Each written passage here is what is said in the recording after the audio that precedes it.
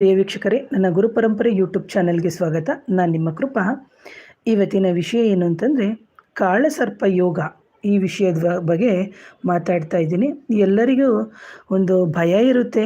ಯಾರೇ ಏನೇ ಸಮಸ್ಯೆಗಳು ಬಂದ್ರೂ ನಮ್ಮ ಜಾತಕದಲ್ಲಿ ಕಾಳಸರ್ಪ ದೋಷ ಇದೆ, ಅಥವಾ ನಾಗದೋಷ ಇದೆ, ಅಥವಾ ರಾಹುಕೇತು ದೋಷ ಇದೆ. ಇದನ್ನು ನಾವು ಹೇಗೆ ಸಮಸ್ಯೆಯನ್ನು ಬಗೆಹರಿಸ್ಕೋಬೇಕು?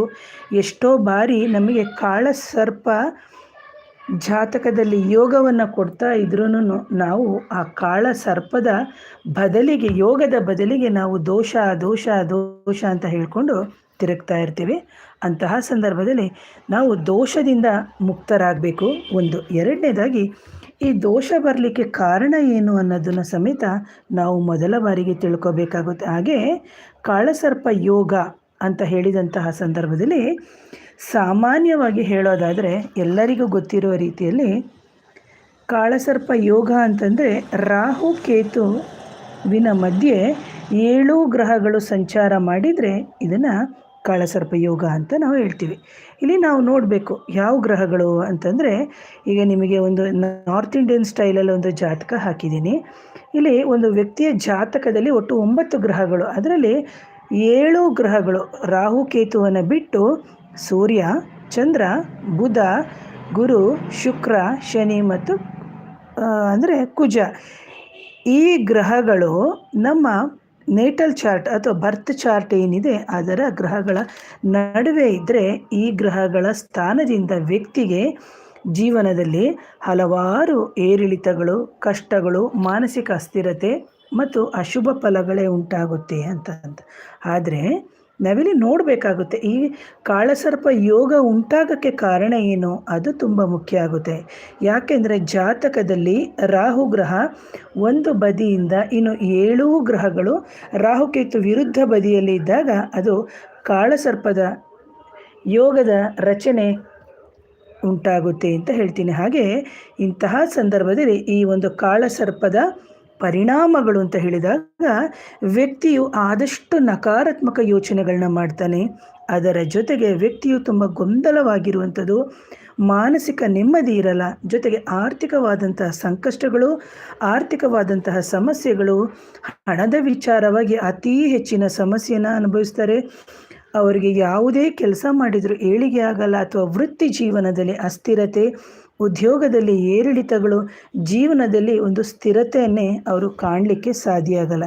ಅದರ ಜೊತೆಗೆ ನೀವು ನೋಡ್ಬೋದು, ಆನುವಂಶಿಕ ಅಥವಾ ಹೆರಿಡಿಟ್ರಿ ಅಂತ ನಾವು ಏನು ಹೇಳ್ತೀವಿ, ಅಂತಹ ಒಂದು ಸಂತಾನಕ್ಕೆ ಸಂಬಂಧಪಟ್ಟಂತಹ ದೋಷಗಳು ಕೆಲವರಲ್ಲಿ ಉಂಟಾಗುತ್ತೆ. ಅಂತಹ ಸಂದರ್ಭದಲ್ಲಿ ಇದು ಸಂತಾನಕ್ಕೆ ಸಂಬಂಧಪಟ್ಟಂತಹ ಸಮಸ್ಯೆಗಳ, ಅಥವಾ ಹಿರಿಕರ ಒಂದು ದೋಷಗಳ, ಅಥವಾ ಇದು ಅಂದರೆ ಆನುವಂಶಿಕವಾಗಿ ಬಂದಿರುವಂಥದ್ದು, ಇದೆಲ್ಲವನ್ನು ನಾವು ನೋಡಬೇಕಾಗುತ್ತೆ.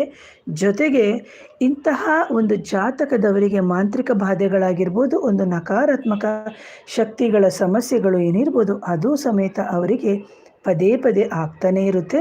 ಹಾಗೆ ಕೆಲವರಿಗೆ ಆದಷ್ಟು ಕನಸುಗಳಲ್ಲಿ ಹಾವುಗಳು ಕಾಣಿಸ್ಕೊಳ್ಳುವಂಥದ್ದು, ಅದನ್ನು ನಾವು ಮಾಂತ್ರಿಕ ಬಾಧೆನ, ನಕಾರಾತ್ಮಕ ಶಕ್ತಿಯ ಸಮಸ್ಯೆ ಅಂತಲೂ ನೋಡಬೇಕು. ಅದರ ಜೊತೆಗೆ ಇವರು ಪರಿಹಾರಗಳನ್ನು ಹಲವಾರು ವಿಧವಾಗಿ ಮಾಡ್ಕೊಂಡಿರ್ತಾರೆ. ಎಷ್ಟೇ ದೈವಭಕ್ತಿ ಆಗಿದ್ರೂ ಅವರಿಗೆ ಪರಿಹಾರ ಆಗಿರಲ್ಲ. ಅದಕ್ಕೆ ಕಾರಣವನ್ನು ಸಮೇತ ನಾವು ನೋಡಬೇಕಾಗುತ್ತೆ. ನಾನಿಲ್ಲಿ ಇವತ್ತು ಒಂದು ಜಾತಕ ಹಾಕ್ತಾ ಇದ್ದೀನಿ. ಯಾರಾದರೂ ಆಸಕ್ತಿ ಇದ್ದವರು ಖಂಡಿತವಾಗ್ಲೂ ನೋಡ್ಬೋದು. 10/12/1961 ಇದು ಒಂದು ಗಂಡಸಿನ ಜಾತಕ.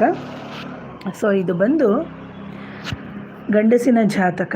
ಇಲ್ಲಿ ಲಗ್ನ ಬಂದು ವೃಶ್ಚಿಕ ಲಗ್ನ ಆಗಿದೆ. ಇಲ್ಲಿ ಯಾರಾದರೂ ಚಾರ್ಟ್ ಹಾಕದಿದ್ರೂ ಹಾಕೋಬೋದು, ನೀವು ನೋಡಬೇಕು ಅಂತ ಹೇಳಿದಂತಹ ಸಂದರ್ಭದಲ್ಲಿ. ಈ ಜಾತಕದಲ್ಲಿ ಏನಾಗಿದೆ ಅಂತಂದರೆ, ರಾಹುವಿನ ಮುಖ ಅಂದರೆ ಈ ಜಾತಕದಲ್ಲಿ ರಾಹು ಬಂದು ಕಟಕ ರಾಶಿಯಲ್ಲಿದ್ದಾನೆ. ಮುಖ ಕಟಕದಲ್ಲಿ, ಶರೀರ ಭಾಗದಲ್ಲಿ ಸಿಂಹ, ಕನ್ಯಾದಲ್ಲಿ ತುಲಾ, ವೃಶ್ಚಿಕ, ಧನಸು, ಮಕರ ರಾಶಿಯಲ್ಲಿ ಬಾಲರೂಪದಲ್ಲಿ ಕೇತು ಇದ್ದಾನೆ. ಅಂತಹ ಸಂದರ್ಭದಲ್ಲಿ ಇಲ್ಲಿಂದ 5ನೇ ಮನೆ ಅಂತ ಹೇಳಿದಂತಹ ಸಂದರ್ಭದಲ್ಲಿ ನಾವು ಕುಂಭರಾಶಿ, ಬಾಲರಾಶಿಯಲ್ಲಿ ಶನಿ ಪರಮಾತ್ಮ ಇದ್ದಾನೆ. ಅದನ್ನು ನಾವು ನೋಡಬೇಕು. ಯಾವಾಗ ನಮಗೆ ಪಂಚಮ ಸ್ಥಾನಕ್ಕೆ ಅಥವಾ 5ನೇ ಸ್ಥಾನಕ್ಕೆ ಒಂದು ನಾವು ಪ್ರತಿಭೆಯ ಸ್ಥಾನ ಅಂತಲೂ ಹೇಳ್ತೀವಿ. ಇಂತಹ ಸಂದರ್ಭದಲ್ಲಿ ಆ ಪ್ರತಿಭೆ ಏನಾಗುತ್ತೆ ಅಂದರೆ ವಿದ್ಯಾವಂತರಾಗಿದ್ದರೂ ಪುರಸ್ಕಾರ ಸಿಗಲ್ಲ. ಕೆಲವ್ರನ್ನ ನೀವು ನೋಡಬೇಕು, ಯಾವುದೋ ಒಂದು ಕೆಲಸಗಳು ಮಾಡ್ತಾರೆ ಎಜುಕೇಷನ್ ಡಿಪಾರ್ಟ್ಮೆಂಟಲ್ಲಿ, ಅಥವಾ ತುಂಬ ಎಕ್ಸ್ಪರ್ಟ್ ಆಗಿರ್ತಾರೆ, ಬರೆದಿರ್ತಾರೆ, ಪಾಸ್ ಆಗ್ತಾರೆ, ಆದರೆ ಅವರಿಗೆ ಆ ಪ್ರತಿಭೆ ಪುರಸ್ಕಾರಗಳು ಸಿಕ್ಕಲ್ಲ. ಅಂತಹ ಸಂದರ್ಭದಲ್ಲಿ ಇವೆಲ್ಲವೂ ಇರುತ್ತೆ. ಹಾಗೆ 6ನೇ ಮನೆಯ ಅಧಿಪತಿಯಾಗಿರುವಂತಹ ಗುರು ಕೇತು ಬಾಲವಿರುವ ಪ್ರದೇಶದಲ್ಲಿ ಹೊಡೆತಕ್ಕೆ ಅಂದರೆ ಹಿಂದೆ ಮುಂದೆಯನ್ನು ನಾವು ನೋಡಬೇಕಾಗುತ್ತೆ. ಹಾಗಾಗಿ ವೃತ್ತಿಯ ಮಾಡುವಂತಹ ಸೇವೆಯಲ್ಲಿ ಒಂದು ಅಂದರೆ ಏನು ಹೇಳ್ಬೋದು, ಅವರು ವಿಪರೀತ ಅವಮಾನಕ್ಕೆ ಒಳಗಾಗುವಂಥದ್ದು. ಏನೇ ವೃತ್ತಿ ಮಾಡಿದ್ರೂ ಅವರಿಗೆ ವೃತ್ತಿಯಲ್ಲಿ ಏಳಿಗೆ ಇರಲ್ಲ, ಯಾರೇನೇ ಸೇವೆ ಮಾಡಿದ್ರೂ ಅದಕ್ಕೆ ತಕ್ಕಂತೆ ವರಮಾನವೂ ಇರಲ್ಲ, ಜೊತೆಗೆ ಯಾವ ವ್ಯಕ್ತಿ ಕೈಗೊಂಡ್ರೂ ಅದಕ್ಕೆ ಅನುಕೂಲನೇ ಆಗಲ್ಲ. ಅವರೇನೇ ಪರಿಹಾರ ಮಾಡಿಕೊಂಡ್ರೂ ಒಂದು ಅನುಕೂಲಗಳು ಆಗೋದೇ ಇಲ್ಲ. ಜೊತೆಗೆ ನಾವು ತುಲಾ ಲಗ್ನದಿಂದ 8ನೇ ಮನೆ ಅಂತಂದಾಗ ಶುಕ್ರ ಈ ಜಾತಕದಲ್ಲಿ 2ನೇ ಭಾವದಲ್ಲಿದ್ದಾನೆ. ಅಂದರೆ 2ನೇ ಮನೆಯನ್ನು ಕೂತ್ಕೊಂಡು 8ನೇ ಮನೆಯನ್ನು ನೋಡೋದ್ರಿಂದ ಅನಿರೀಕ್ಷಿತವಾಗಿ ವರಮಾನ ಬರುತ್ತೆ. ಇದರಿಂದ ಏನಾಗುತ್ತೆ ಅಂದರೆ ಇದ್ದಕ್ಕಿದ್ದಂಗೆ ಲಾಭನೂ ಸಿಗುತ್ತೆ, ಜೊತೆಗೆ ಇದ್ದಕ್ಕಿದ್ದಂಗೆ ನಷ್ಟನೂ ಅನುಭವಿಸ್ತಾರೆ. ಇದು ಒಂಥರ ತಡೆಯಲಾಗಕ್ಕೆ, ಕೆಲವರಿಗೆ ನೋಡ್ಬೇಕು ಹೀಗೆ ಬಂತು ಹೀಗೆ ಹೋಯ್ತು ಒಂಥರ ಇದರಿಂದ ಅನಿರೀಕ್ಷಿತ ಲಾಭ ಪಡೆದರೂ ಒಂಥರ ನಿಟ್ಟುಸಿರು ಬಿಡ್ತಾರೆ, ಜೊತೆಗೆ ಅಷ್ಟೇ ಸಂಕಷ್ಟಗಳನ್ನು ಸಮೇತ ತಗೋತಾರೆ. 9ನೇ ಮನೆ ಅಧಿಪತಿಯಾಗಿರುವಂಥ ಬುಧ ಇಲ್ಲಿ ಏನಾಗಿದ್ದಾನೆ ಅಂತಂದರೆ, ಬುಧ ಸಮೇತ 2ನೇ ಮನೆಯಲ್ಲಿ ಇದ್ದು ಅದೃಷ್ಟವನ್ನು ಕೊಡ್ತಾನೆ. ಮುಂದಿನ ಭವಿಷ್ಯದ ಬಗ್ಗೆ ಸೂಚಿಸುವ ಸ್ಥಾನ ಕೂಡ ಇದು ದೋಷ ಮುಕ್ತವಾಗಿರುತ್ತೆ. ಯಾಕಂದರೆ ನಾವು ಅದನ್ನು ಜಾತಕದಲ್ಲಿ ನೋಡ್ತೀವಿ, ಮುಂದೆ ಈ ಗ್ರಹಗಳು ಇಂಥ ಸ್ಥಾನದಲ್ಲಿದ್ದಾಗ ಇವರಿಗೆ ದೋಷವನ್ನು ಕೊಡಲ್ವಾ ಅಂತ. ಹಾಗೆ ಇಲ್ಲಿ ರಾಹುವಿನ ಮುಖ ಬಂದು ಕಟಕ ರಾಶಿಯಲ್ಲಿ ಇರೋದ್ರಿಂದ ಶತ್ರು ಸ್ಥಾನದಲ್ಲೇ ಇದ್ದಾನೆ. ಆದ್ದರಿಂದ ಇವ್ರಿಗೇನಾಗುತ್ತೆ ಅಂದರೆ ಉದ್ಯೋಗದಲ್ಲಿ ಅಭಿವೃದ್ಧಿ ಇರಲ್ಲ, ಕಡಿಮೆ ಒಂದು ಹಣ ಬರುತ್ತೆ, ಕೈ ಹಿಡಿಯಲ್ಲ, ಮಾಡಿದಂತಹ ಕೆಲಸ ಗೌರವ ಸಿಗಲ್ಲ. ಆದ್ದರಿಂದ 10ನೇ ಮನೆಯಲ್ಲಿ ಇವರ ಜಾತಕದಲ್ಲಿ ತುಲಾ ಲಗ್ನಕ್ಕೆ ಕಟಕ ರಾಶಿಯಲ್ಲಿ ರಾಹು ಇರೋದ್ರಿಂದ ಯಾವುದೇ ಕೆಲಸ ಮಾಡಿದ್ರೂ ಎಲ್ಲ ಅಡೆತಡೆ. ಒಂದು ಸರ್ಕಾರದಲ್ಲಿದ್ದರೂ ಕೆಲಸದಲ್ಲಿದ್ರೂ ಒಂದು ಪ್ರತಿ ಸತಿ ಇವ್ರ ಮೇಲೆ ಒಂದು ಅವಮಾನಗಳಾಗುವಂಥದ್ದು, ಅಥವಾ ಪ್ರಮೋಷನ್ಸ್ ಇದ್ದರೆ ಪ್ರಮೋಷನ್ಸಿಗೆ ಪ್ರಾಬ್ಲಮ್ ಆಗುವಂಥದ್ದು, ಇದೆಲ್ಲ ಉಂಟಾಗುತ್ತೆ. ಇದು ಬಂದು ಪಾತಕ ಕಾಳಸರ್ಪ ಯೋಗ ಅಂತ ಹೇಳ್ತಾರೆ ಈ ಜಾತಕನ ನೋಡಿದಂತಹ ಸಂದರ್ಭದಲ್ಲಿ. ಹಾಗಾಗಿ ಇದರ ಫಲ ನೌಕರಿಯಿಂದ ತೊಂದರೆ ಅನುಭವಿಸೋದು, ವ್ಯವಸಾಯ ಮಾಡ್ತಾ ಇದ್ದಂಥ ಜಾತಕದರಿಗೆ ಅವರಿಗೆ ಯಾವುದೇ ಕಾರಣಕ್ಕೂ ಸಂಪೂರ್ಣವಾಗಿ ಫಲ ಸಿಗಲ್ಲ. ವ್ಯಾಪಾರ ಮಾಡಿದ್ರೆ ವ್ಯಾಪಾರದಲ್ಲೂ ಒಂದು ವ್ಯವಹಾರ ಆಗಲ್ಲ. ವಿವಾಹ ಜಾಗದಲ್ಲಿ ಏನಾದರೂ ವಿವಾಹ ಮಾಡಿದ್ರು ಅಂದರೆ ಅಸಮಾಧಾನ, ಸಂತೋಷ ಇಲ್ಲದೇ ಇರೋದು, ಮನಃಶಾಂತಿ ಇಲ್ಲದೇ ಇರೋದು, ಇವರ ಅತ್ತೆ ಮಾವ ಆಗಿರ್ಬೋದು, ಇವರ ತಂದೆ ತಾಯಿ ಆಗಿರ್ಬೋದು ನೆಮ್ಮದಿಯಿಂದ ಜೀವನ ಮಾಡಿಲ್ಲ.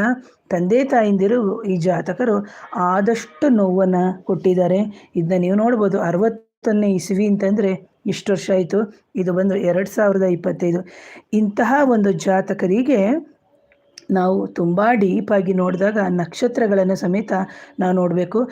ಮೇಲೆ ನೋಟಕ್ಕೆ ಇದು ತುಲಾ ಲಗ್ನ, ಹಬ್ಬ ಶುಕ್ರ ಬಂದರು 2ನೇ ಮನೆಯಲ್ಲಿದ್ದಾನೆ, ಇವರಿಗೆ ಭಾಗ್ಯಾಧಿಪತಿ ಸಖತ್ತಾಗಿದ್ದಾರೆ ಅಂತ ಹೇಳ್ಬಿಟ್ಟು. ಆದರೆ ಇದನ್ನು ನೋಡಿದಂತಹ ಸಂದರ್ಭದಲ್ಲಿ ಕಾಳಸರ್ಪ ಯೋಗದ ಒಂದು ಜಾತಕ, ಇದು ಬಂದು ಪಾತಕ ಕಾಳಸರ್ಪ ಯೋಗ. ಪಾತಕ ಅಂದ್ರೇ ಆ ವರ್ಡಿಂಗ್ಸಲ್ಲೇ ನಾವು ಅರ್ಥ ಮಾಡ್ಕೋಬೇಕು. ಇಂತಹ ವಿಧವಾಗಿರುವಂತಹ ಕಾಳಸರ್ಪ ಜಾತಕದವರಿಗೆ ಸಾಕಷ್ಟು ಸಮಸ್ಯೆಯನ್ನು ಇವರು ಅನುಭವಿಸ್ತಾರೆ.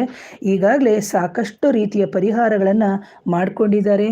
ಜೊತೆಗೆ ಇವರಿಗೆ ಮಾಂತ್ರಿಕ ಬಾಧೆಗಳು, ನಕಾರಾತ್ಮಕ ಶಕ್ತಿಗಳ ಸಮಸ್ಯೆ, ಜೊತೆಗೆ ಈ ವ್ಯಕ್ತಿ ಶ್ರಮವಾದಂತಹ ಜೀವನ ನಡೆಸಿದ್ದಾರೆ. ಗಂಡು ಜಾತಕ ಮನೆಗಳನ್ನು ಮಾರಿ, ಜೊತೆಗೆ ಮಕ್ಕಳಿಗೇನು ವಿದ್ಯಾಭ್ಯಾಸಕ್ಕೆ ಅಡೆತಡೆಗಳು, ಇದರ ಜೊತೆಗೆ ಹೆಂಡತಿಯ ಆರೋಗ್ಯ, ಇವೆಲ್ಲವೂ ಈ ವ್ಯಕ್ತಿಯ ಜಾತಕದಲ್ಲಿ ಉಂಟಾಗಿದೆ. ಜೊತೆಗೆ ಇವರು ತುಂಬ ಶ್ರಮ, ವಿದೇಶಕ್ಕೆ ಹೋದರೂ ಅಲ್ಲಿ ಇರಲಿಕ್ಕಾಗಿಲ್ಲ. ಇದೆಲ್ಲ ಕಾರಣವನ್ನು ನಾವು ನೋಡಿದಂತಹ ಸಂದರ್ಭದಲ್ಲಿ ಪಾತಕ ಕಾಳಸರ್ಪ ಯೋಗ ಅಂತ. ಸೊ ಯಾವಾಗ ನಾವು ಈ ದೋಷವನ್ನು ಯೋಗವಾಗಿ ನಾವು ಪರಿವರ್ತನೆ ಮಾಡ್ಕೋತೀವಿ, ಅದರಿಂದ ಖಂಡಿತವಾಗ್ಲೂ ಹೊರಗಡೆ ಬರ್ಬೋದು.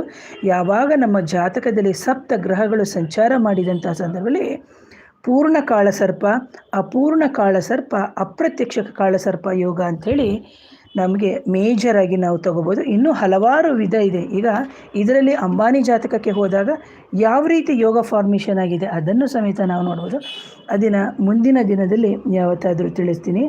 ಸೊ ಇಂಥ ವ್ಯಕ್ತಿ, ಈಗ ನಾವು ಹಾವು ಅಂತ ಹೇಳಿದಂಥ ಸಂದರ್ಭದಲ್ಲಿ ಎಕ್ಸಾಂಪಲ್ ಕೊಡೋದಾದರೆ, ಹಾವು ಅಂತ ಹೇಳಿದಾಗ ಅದರಲ್ಲಿ ಒಂದು ಕಟ್ಟಾವು ಇರುತ್ತೆ, ಒಂದು ಉಸಿರುವಳ್ಳಿ ಹಾವು ಇರುತ್ತೆ, ನೀರು ಹಾವು ಇರುತ್ತೆ, ಹಸಿರು ಹಾವು, ಕೋರೆ ಹಾವು, ನಾಗರ ಹಾವು, ಹೆಬ್ಬಾವು, ಕೊಳಕ್ಮಂಡ್ಲ, ಈ ಥರ ಹಾವುಗಳ ಬಗ್ಗೆನೇ ಹಲವಾರು ಒಂದು ಹೆಸರುಗಳಿದೆ. ಅದೇ ರೀತಿ ನಾವಿಲ್ಲಿ ಹಾವಿನ ಶಾಂತಿ ಅಂತ ತಗೊಂಡಾಗ ಇಲ್ಲಿ ನಾವು ನೋಡಬೇಕಾಗುತ್ತೆ, ಇದು ದೈವ ನಾಗರುಗಳೇ ಬೇರೆ, ಸಾಮಾನ್ಯ ನಾಗರುಗಳೇ ಬೇರೆ. ಎಲ್ಲರೂ ಯೋಚನೆ ಮಾಡಿಬಿಡ್ತಾರೆ, ನಾಗನಿಗೆ ಶಾಂತಿ ಮಾಡಿಬಿಟ್ರೆ ಆಗ್ಬಿಡ್ತದ ವಿಗ್ರಹಕ್ಕೆ ಅಂತ. ಖಂಡಿತವಾಗ್ಲೂ ಇಲ್ಲ, ದೈವ ನಾಗರೇನೇ ಬೇರೆ. ಸೊ ಇದು ಬಂದು ನಮ್ಮ ಕುಂಡಲಿನಿ ಶಕ್ತಿಯನ್ನು ನಮಗೆ ಎಚ್ಚರಿಸುತ್ತೆ. ಹಾಗಾಗಿ ಯಾವಾಗ ಇಂಥ ವ್ಯಕ್ತಿಗಳು ಸುಬ್ರಹ್ಮಣ್ಯ ಕ್ಷೇತ್ರಗಳಿಗೆ ಪ್ರತಿ ಬಾರಿ ನಾಗನ ಕ್ಷೇತ್ರಗಳಿಗೆ ಭೇಟಿ ಕೊಡೋದು, ಅದರ ಜೊತೆಗೆ ಇವರಲ್ಲಿ ಇರುವಂಥ ಸಮಸ್ಯೆಗೆ ಏನು ಕೆಲವ್ರನ್ನ ನೀವು ನೋಡಬೇಕು, ಸುಮ್ಮನೆ ಆದ್ರೂ ಸರ್ಪಶಾಂತಿ ಮಾಡಿಸ್ಬಿಡೋದು ಅಥವಾ ರಾಹು ಶಾಂತಿ ಮಾಡಿಸೋದು ಇವೆಲ್ಲ ಮಾಡ್ತಾರೆ. ಅಂತಹ ಸಂದರ್ಭದಲ್ಲಿ ಯೋಗ ಎದ್ದಿದ್ದು ದೋಷವಾಗಿ ಕನ್ವರ್ಟ್ ಆಗುತ್ತೆ. ಯಾಕಂದರೆ ಇಲ್ಲಿ ನಿಮಗೆ ರಾಹು ಅಥವಾ ನಾಗನೇ ನಿಮಗೆ ಯೋಗವನ್ನು ಕೊಡ್ತಾ ಇದ್ರೆ ಅವನನ್ನೇ ನಾವು ಶಪಿಸ್ತಾ ಇದ್ರೆ ಏನಾಗುತ್ತೆ? ಈಗ ನಿಮ್ಮ ತಾಯಿ ನಿಮ್ಮನ್ನು ತುಂಬ ಪ್ರೀತಿಯಿಂದ ನೋಡ್ಕೋತಿರ್ತಾಳೆ, ನೋಡ್ಕೋತಾ ಇದ್ರೂ ನೀವೇನು ಮಾಡ್ತೀರಿ? ಪ್ರತಿ ಬಾರಿ ಅವ್ರಿಗೆ ಬೈಯೋದು, ಹೋಗಮ್ಮ ನೀನು ಸರಿಯಿಲ್ಲ, ನೀನೇನು ಮಾಡಿದೆ, ಆಗ ಏನಾಗುತ್ತೆ? ಕೋಪ ಬರುತ್ತೆ. ಅದೇ ಥರ ನಾವು ಗ್ರಹಗಳಿಗೂ ಅಥವಾ ಯಾವುದೇ ದೈವ ಶಕ್ತಿಗಳಿಗಾಗಿರ್ಬೋದು ಅವರನ್ನು ಪದೇ ಪದೇ ನಿಂದಿಸಿದಾಗ ಆ ಯೋಗವಾಗಿ ನಮಗೆ ಅದು ದೋಷವಾಗಿ ಕನ್ವರ್ಟ್ ಆಗುತ್ತೆ. ಹಾಗಾಗಿ ಕೆಲವು ಜಾತಕದಲ್ಲಿ ಎಲ್ಲರಿಗೂ ಕಾಳಸರ್ಪ ಯೋಗ ಅಥವಾ ಕಾಳಸರ್ಪ ಶಾಂತಿ ಅಥವಾ ಸರ್ಪಶಾಂತಿ ಅವಶ್ಯಕತೆಯೇ ಇರೋದೇ ಇಲ್ಲ. ಯಾಕಂದರೆ ಎಷ್ಟೋ ಬಾರಿ ನಮ್ಮ ಜಾತಕದಲ್ಲಿ ಗುರು ಶಾಂತಿ, ಗುರು ದೋಷ, ಪ್ರೇತ ಶಾಪ ಅಥವಾ ಮಾಂತ್ರಿಕ ಬಾಧೆಗಳು, ಅಭಿಚಾರ ಬಾಧೆಗಳು ಇವೆಲ್ಲ ಇದ್ದಂಥ ಸಂದರ್ಭದಲ್ಲಿ ನಾವು ಕೂಲಂಕುಷವಾಗಿ ನೋಡಿ ನಾವು ಪರಿಹಾರಗಳನ್ನು ಮಾಡ್ಕೋಬೇಕು. ಹಾಗೆಯೇ ನಾನು ಶ್ರೀ ದಕ್ಷಿಣ ನಾಗಕಾಳಿಕ ದೇವಿಯ ಕ್ಷೇತ್ರದಿಂದ ಮಾತಾಡ್ತಾ ಇರೋದು. ನಾನು ಈಗಾಗಲೇ ಹಲವಾರು ವಿಡಿಯೋಗಳನ್ನ ಕೊಟ್ಟಿದ್ದೀನಿ. ಸೊ ಇಲ್ಲಿ ಕ್ಷೇತ್ರದಲ್ಲಿ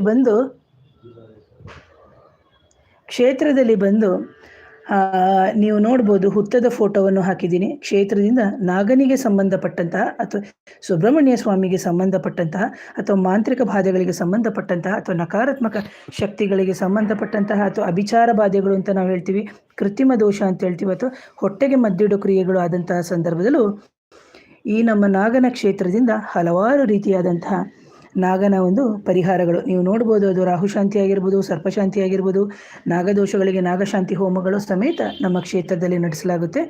ಯಾರಿಗಾದರೂ ನಿಮಗೆ ಕೆಲವರು ದೋಷ ಇದೆ, ನಾವು ಎಲ್ಲೋ ಹೋಗಿ ಹೋಮ ಮಾಡಿಸ್ಕೋಬೇಕು ಅಥವಾ ಸರ್ಪಶಾಂತಿ ಇವೆಲ್ಲ ಮಾಡಿಸ್ಕೋಬೇಕು ಅಂತಿದ್ರೆ ಖಂಡಿತವಾಗ್ಲೂ ಕ್ಷೇತ್ರಕ್ಕೆ ನನ್ನ ವಾಟ್ಸಪ್ ನಂಬರ್ ಬಂದು 7019806595ಗೆ ವಾಟ್ಸಪ್ ಮುಖಾಂತರ ಸಂಪರ್ಕ ಮಾಡಿ ಅಂತ ಹೇಳ್ತೀನಿ. ಹಾಗೆ ಇಂತಹ ಸಂದರ್ಭದಲ್ಲಿ ಚರ್ಮಕ್ಕೆ ಸಂಬಂಧಪಟ್ಟಂತಹ ವ್ಯಾಧಿಗಳು, ಸಂತಾನಕ್ಕೆ ಸಂಬಂಧಪಟ್ಟಂತಹ ವ್ಯಾಧಿಗಳು, ಅಂಗವಿಕಲತೆ ವ್ಯಾಧಿಗಳು, ಉದ್ಧಾರ ಆಗದೇ ಇರೋದು, ಈ ಥರ ಮನೆ ಕಟ್ಟಿ ಅರ್ಧಕ್ಕೆ ನಿಲ್ಲುವಂಥದ್ದು ಅಥವಾ ಆ ಮನೆಯಲ್ಲಿ ಏನೋ ಒಂದು ಬಾಧೆಗಳು ಇರುವಂಥದ್ದು, ಆ ಮನೆಗೆ ಹೋದಂತಹ ಸಂದರ್ಭದಲ್ಲಿ ವಾಸ ಮಾಡೋಕ್ಕೆ ಆಗದೇ ಇರುವಂಥದ್ದು ಸಮೇತ ಇರುತ್ತೆ. ಹಾಗಾಗಿ ಇಂತಹ ಸಂದರ್ಭದಲ್ಲಿ ನಾವು ನಮ್ಮ ಜಾತಕದಲ್ಲಿ ಅಪೂರ್ಣ ಕಾಳಸರ್ಪ ಯೋಗ ಇದೆಯಾ, ಅಪ್ರತ್ಯಕ್ಷ ಕಾಳಸರ್ಪ ಯೋಗ ಇದೆಯಾ, ಅಥವಾ ನಮ್ಮ ಜಾತಕದಲ್ಲಿ ಬಂದು ಪಾತಕ ಕಾಳಸರ್ಪ ದೋಷ ಇದೆಯಾ, ಇವೆಲ್ಲವನ್ನು ಕಂಡುಹಿಡ್ಕೊಂಡು ನಾವು ಸಂಪೂರ್ಣವಾಗಿ ನಮ್ಮ ಕುಟುಂಬ ಸಮೇತ ಸಮಸ್ಯೆಯಿಂದ ಹೊರಗಡೆ ಬಂದು ಸುಖವಾದ ಜೀವನವನ್ನು ಮಾಡ್ಬೋದು ಅಂತ ಹೇಳ್ತೀನಿ. ಹಾಗಾಗಿ ಈ ಥರ ಕಾಳಸರ್ಪದ ದೋಷ ಅದೇನಾದರೂ ಇದ್ದಂಥ ಸಂದರ್ಭದಲ್ಲಿ ನೀವು ವಾಟ್ಸಪ್ ಮುಖಾಂತರ ಸಂಪರ್ಕ ಮಾಡಿ ಅದಕ್ಕೆ ತಕ್ಕಂತಹ ಪರಿಹಾರಗಳನ್ನು ನಮ್ಮ ನಾಗನ ಕ್ಷೇತ್ರದಲ್ಲಿ ಮಾಡ್ಕೋಬೋದು ಅಂತ ಹೇಳ್ತಾ ಇವತ್ತಿನ ವಿಡಿಯೋನ ಮುಗಿಸ್ತೀನಿ. ಮತ್ತೊಮ್ಮೆ ಧನ್ಯವಾದಗಳು.